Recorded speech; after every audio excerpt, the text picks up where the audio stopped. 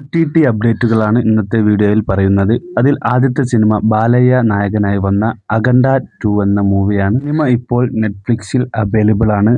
അടുത്ത സിനിമ ബബ്ബബ്ബ മൂവിയാണ്. ദിലീപ് നായകനായി വന്ന് മോഹൻലാൽ ക്യാമിയോ റോളിൽ വന്ന സിനിമയാണ്. ZEE5 OTT ആപ്പിലൂടെ സിനിമ ഈ വരുന്ന ജനുവരി 16-ാം തീയതി റിലീസാവാൻ പോവുകയാണ്.